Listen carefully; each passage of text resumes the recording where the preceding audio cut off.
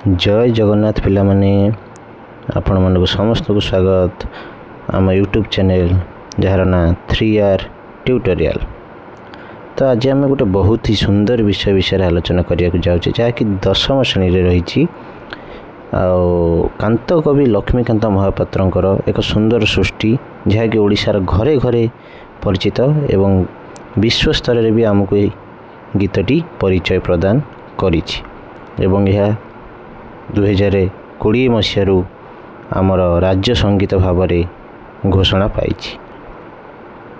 देखिए पिला माने कौन रही विषय ना वंदे उत्कल जननी एक सुंदर विषयटी उत्कल माँ को वंदना करचंती एठिरे कवि लक्ष्मीकांत महापात्र। तो मु कहे तुम मान को सब बेले जेकोसी विषय को आलोचना करिया पूर्व पढ़ा पूर्व टिके कवि परिचय विषय निहाती जानिबा दरकार तांको सृष्टिकर्ता विषय से विषय निहाती जानिबा दरकार। तो तांको आरंभ करवा जो फोटोटी देखि पारुथिबो तुमे माने ये होचंती सेई विशिष्ट कवि लक्ष्मीकांत महापात्र। तो जानिबा तांको विषय रे देखो से प्रथमे देखो तांको जन्म कोठी था ना लक्ष्मीकांत महापात्र 1888 मसीहा डिसेम्बर मास 9 तारिख रे जन्म होइतिले। कौटी जन्म होइतिले ना कटक जिलार बाखराबादर धुआपत्रिया गली से जन्म ग्रहण करिथिले किंतु एटा तांकर पैतृक ग्राम नथिला। से जन्म होइथिले कटक रे किंतु तांको पैतृक ग्राम हेउची भद्रक जिला तिहिड़ी ब्लॉक अंतर्गत तालपदा ग्राम रे। मन रखिबो तांकर पैतृक ग्राम कोठी ना भद्रक जिला तिहिड़ी ब्लॉक अंतर्गत तालपदा ग्राम रे। तो तांको विषय आउरी गोटे इंटरेस्टिंग कथा जानिबा को हेले देख लक्ष्य रख से माणबसा गुरुवार तिथि रे जन्म होइतिबारु लक्ष्मी नाम अनुसार तांको नाम कोन रखा गला ना लक्ष्मीकांत महापात्र बोली रखा जाई थिला।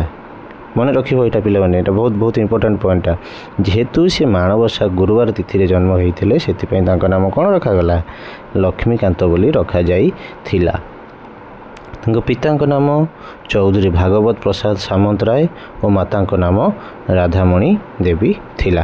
देखो पितांको नाम टिके लंबा अच्छी तथापि आम मन रखा चौधरी भागवत प्रसाद सामंत राय और मातांको नाम राधामणि। मन रखियो पिला माने। तो एबे देखिया तांको माँ को नाम विषय जानले बापा को नाम जानले। तो तांकर गोटे पुत्र संतान मध्य थिला जहाँकर नाम थिला कौन नित्यानंद महापात्र जी कि 1912 रे जन्मग्रहण करथिले। 1853 मसीहा फेब्रुआरी 24 तारिख दिन यह महान कवि कांत कवि लक्ष्मीकांत महापात्र कौन होता मृत्युवरण होइथिला। तो तांकर किछि कालजयी सृष्टि मध्य रही जी कि से ओडिशा को भेटी देकी जाइचंती। तो से विषय टिके जानिबा कौन ताते रही ना आम जो विषयटा पढ़ा वंदे उत्कल जननी तापरे जुगर मजा तापरे शोक गीत प्रलय दुंदुभी उन्माद आर्य बाहिनी विजय वन जातीय पताका समर संगीत ए देश एमती कि अनेक कालजयी सृष्टि तांकर सी ओडिशा को भेटी दे जाइचंती।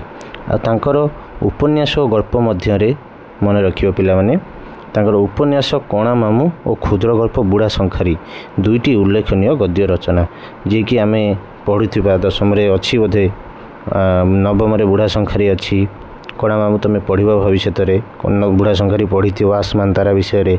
तो से कांत कवि लक्ष्मीकांत महापात्र ये हूँ कालजयी सृष्टि। आउ सी गोटे पत्रिकार से संपादक रही संपादना करते से एक मासिक साहित्य पत्रिका डगर से पत्रिका ना कौन थी डगर प्रतिष्ठाता थिले। बुझिपार पिला माने एतिकी बेसिक जिनस किछि मूल जिनस मन रखिबो कवि विषय रे आम तापरे विषय को जीवा। तो एबे आउ डेरी करबानी विषय को जीवा। एठी आपण माने देखि परथिबे पिला माने मु सुंदर भावे लिखि देइछि एवं तार कठिन शब्दर अर्थ मध्य डाहाण पटरे लिखि देइछि। तो जेउटो असुविधा हबो पॉज करिकि देखि परिबे। तो विषय को आगे आम पढ़िबा। वंदे उत्कल जननी वंदे उत्कल जननी वंदे उत्कल जननी চারুহাসময়ী চারুভাসময়ী চারুহাসময়ী চারুভাসময়ী জননী জননী জননী বন্দে উৎকଳ জননী। ତ ଏଠି ପିଲାମାନେ ରଖ ଚାରୁ ଚାରୁହାসমୟୀ। ଏଠାରେ କବି ଲକ୍ଷ୍ମୀକାନ୍ତ ମହାପାତ୍ର ଓଡ଼ିଶା ଉତ୍କଳ ଜନନୀକୁ ଉତ୍କଳ ମାଟିକୁ ଓଡ଼ିଶା ମାଟିକୁ ବନ୍ଦନା କରୁଛନ୍ତି, ତାଙ୍କର ସୌନ୍ଦର୍ଯ୍ୟକୁ ବର୍ଣ୍ଣନା କରୁଛନ୍ତି। କାହାର? ଓଡ଼ିଶାର ବା ଉତ୍କଳ ମାଟିର। କ'ଣ କହୁଛନ୍ତି ନା ଏ ଉତ୍କଳ ମାଟି କ'ଣ ନା ଚାରୁହାসমୟୀ ଚାରୁହାসমୟୀ। ଚାରୁ ଅର୍ଥ ପିଲାମାନେ ମୁଁ ଲେଖିଦେଇଛି ସୁନ୍ଦର। ଦେଖ ସୁନ୍ଦର ଚାରୁହାসমୟୀ ଚାରୁହାসমୟୀ। ତାଙ୍କର ଓଡ଼ିଶା ଆମ ଉତ୍କଳ ଜନନୀର ବା ଆମ ଉତ୍କଳ ମାଟିର ଆମର ହସ ସୁନ୍ଦର ଅଟେ, ଆମର ସୁନ୍ଦର ହସ। ଆଉ କ'ଣ ନା ଆମର ଚାରୁଭାসমୟୀ, ଆଉ କ'ଣ ସୁନ୍ଦର ଭାଷା ମନ୍ଦର, ମାନେ ଆମର ହସ ସୁନ୍ଦର, ଆମର ଭାଷା ସୁନ୍ଦର, ହଁ ନା ନାଇଁ। କେଡ଼େ ସୁନ୍ଦର ରାଇଜ ମୋର କେଡ଼େ ମିଠା ମୋ ଭାଷା, ଓଡ଼ିଶା ମୋ ଓଡ଼ିଶା, ହଁ ନା ନାଇଁ। ତ ଦେଖ ଆମର ହସ ସୁନ୍ଦର, ଆମର ଭାଷା ସୁନ୍ଦର। ଜନନୀ ଜନନୀ ଜନନୀ। ତାପରେ କ'ଣ କହିଛନ୍ତି ନା ପୂତ ପୟୋଧି ବିଧୌତ ଶରୀରା ତାଳ ତମାଳ ସୁଶୋଭିତ ତୀରା ଶୁଭ୍ର ତଟିନୀ କୂଳ ଶିକର ସମୀରା ଜନନୀ ଜନନୀ ଜନନୀ ବନ୍ଦେ ଉତ୍କଳ ଜନନୀ। ତ ଏଠାରେ କବି ଦେଖ କେତେ ସୁନ୍ଦର ସୁନ୍ଦର କଥା କହିଛନ୍ତି କାନ୍ତ କବି ଲକ୍ଷ୍ମୀକାନ୍ତ ମହାପାତ୍ର। ପୂତ ପୟୋତି ବିଧୌତ ଶରୀରା ତାଳ ତମାଳ ସୁଶୋଭିତ ତୀରା। ପୂତ ଅର୍ଥ କ'ଣ? ପବିତ୍ର। ପୟୋଧି ଅର୍ଥ ସମୁଦ୍ର ବା ସାଗର। ନା କ'ଣ କରୁଛି? ପବିତ୍ର ସାଗର ପବିତ୍ର ସମୁଦ୍ର କ'ଣ କରୁଛି? ଆମର ବିଧୌତ ଶରୀରା, ଆମର ଏଇ ଉତ୍କଳ ମାଟିର ଶରୀରକୁ କ'ଣ କରୁଛି? ଧୋଇ ଦେଉଛି। ବିଧୌତ ଧୋଇଦେବା, ଧୋଇ ଦେଉଛି। ଆଉ କ'ଣ କରୁଛି ନା ତାଳ ତମାଳ ସୁଶୋଭିତ ତୀରା। ତାଳ ଗଛ, ତମାଳ ଫୁଲ, ତମାଳ ଗୋଟେ ସୁନ୍ଦର ଫୁଲ, ସେ ଗଛରେ ବଢ଼ିଆ ଫୁଲଟି ହୁଏ।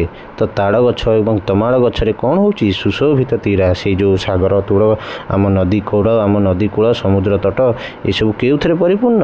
ନା ତାଳ ତମାଳ ଗଛରେ ପରିପୂର୍ଣ୍ଣ। ଆଉ କ'ଣ ନା ଶୁଭ୍ର ତଟିନୀ କୂଳ ଶିକର ସମୀରା। ଜନନୀ ଜନନୀ ଜନନୀ।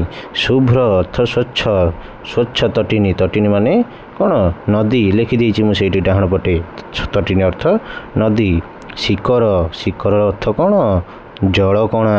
ସେ ଯେଉଁ ସମୀରା ରହିଲା ପବନରେ ଆମର କ'ଣ ବହୁଛି? ଜଳକଣା ମିଶିକିରି ସେଇଟାକୁ ଆମକୁ ଟିକେ ଥଣ୍ଡା ଅନୁଭବ କରାଉଛି ଉତ୍କଳର ପବନ।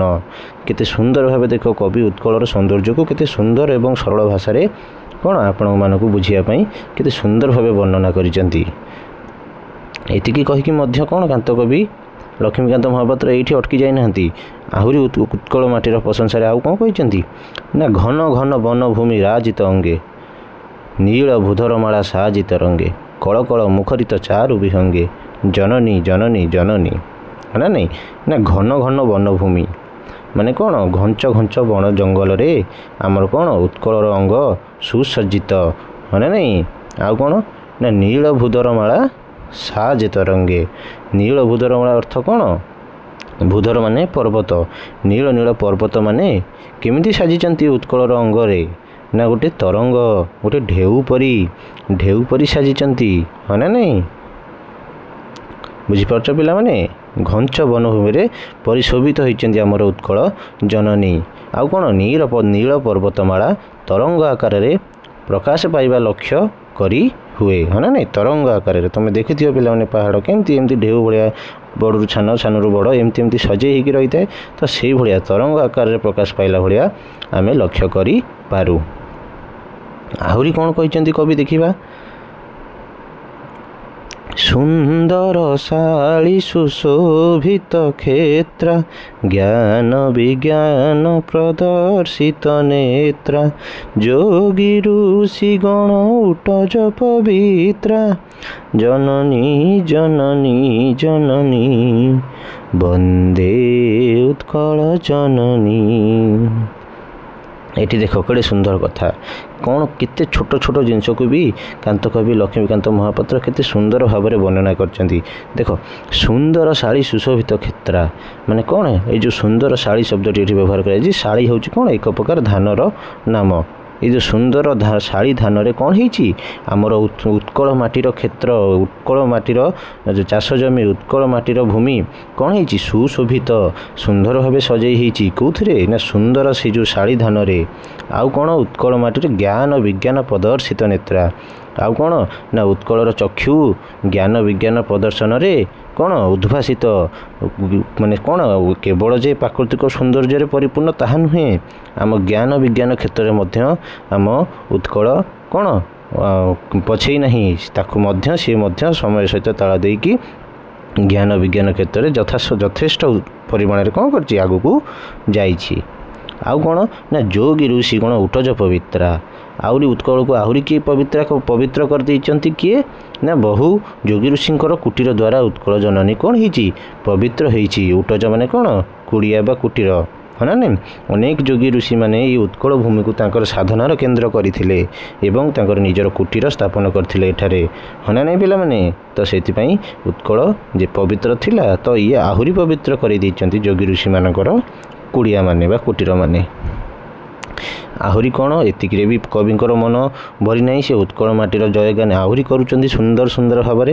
ଆଉ କ'ଣ କରୁଛନ୍ତି ନା ସୁନ୍ଦର ମନ୍ଦିର ମଣ୍ଡିତ ଦେଶା ଚାରୁ କଳା ବଳି ଶୋଭିତ ବେଶା ପୁଣ୍ୟ ତୀର୍ଥ ଚୟ ପୂର୍ଣ୍ଣ ପ୍ରଦେଶା ଜନନୀ ଜନନୀ ଜନନୀ ବନ୍ଦେ ଉତ୍କଳ ଜନନୀ।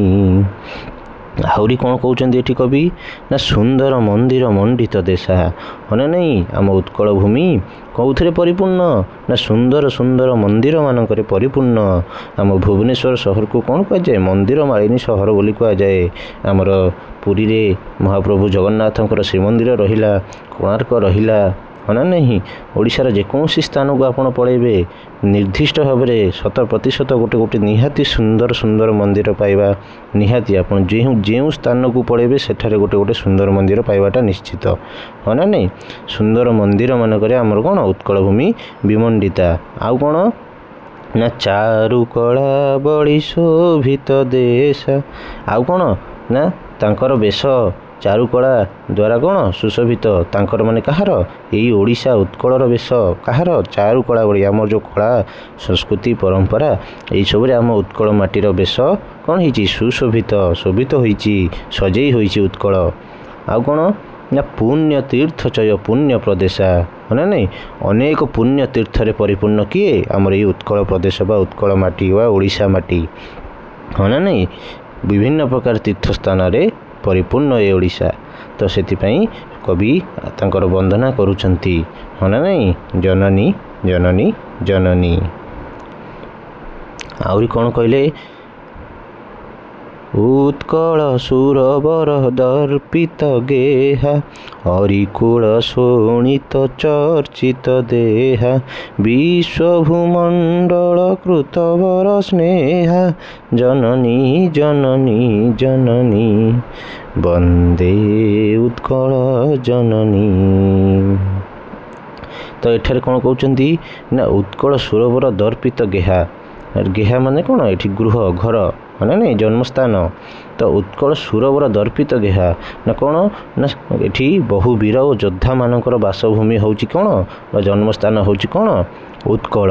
ଆଉ କ'ଣ ନା ଅରିକୁଳ ଶୋଣିତ ଚର୍ଚ୍ଚିତ ଦେହା ଶତ୍ରୁମାନଙ୍କର ରକ୍ତରେ ଉତ୍କଳ ଜନନୀଙ୍କ ଦେହ କ'ଣ ହେଇଥିଲା ରକ୍ତ ରଞ୍ଜିତ ହେଇଥିଲା ଅନୁରଞ୍ଜିତ ହେଇଥିଲା ରକ୍ତାକ୍ତ ହୋଇଥିଲା ହଁ ନା ନାହିଁ ଶୋଷିତ କରିଥିଲେ ଶତ୍ରୁମାନେ ଓଡ଼ିଶା ମାଟିକୁ ଶୋଷିତ କରିଥିଲେ ଶୋଣିତ ସେଥିପାଇଁ ଲେଖାଯାଇଛି ବୁଝିପାରୁଛ ପିଲାମାନେ। ଆଉ କ'ଣ ନା ବିଶ୍ୱଭୂମଣ୍ଡଳ କୃତବର ସ୍ନେହା କିନ୍ତୁ ଏତେ ସବୁ ହେଲା ପରେ ବି କିନ୍ତୁ ସମଗ୍ର ବିଶ୍ୱରେ ଓଡ଼ିଶାର ଗୁଣୀ ଆଉ କ'ଣ ଜ୍ଞାନୀ ପଣ୍ଡିତ ବିଦ୍ୱାନ ମାନେ କ'ଣ ହୁଅନ୍ତି ନା କୃତବର ମାନେ କିଏ ସବୁ ଏଇ ଯେଉଁ ଗୁଣୀ କବି ଲେଖକ ଏମାନେ ସବୁ ଆମର ସେମାନେ କ'ଣ କୃତବର ସ୍ନେହା ବିଶ୍ୱରେ ବିଶ୍ୱଭୂମଣ୍ଡଳରେ କ'ଣ ସମଗ୍ର ସଂସାରରେ ସ୍ନେହର ଭାଜନ ହୋଇପାରିଛନ୍ତି ତାଙ୍କର କ'ଣ ଏଇ ମାନେ କ'ଣ ଅମଳିନ ସୃଷ୍ଟି ସବୁ ପାଇଁ ବୁଝିପାରିଲ ପିଲାମାନେ।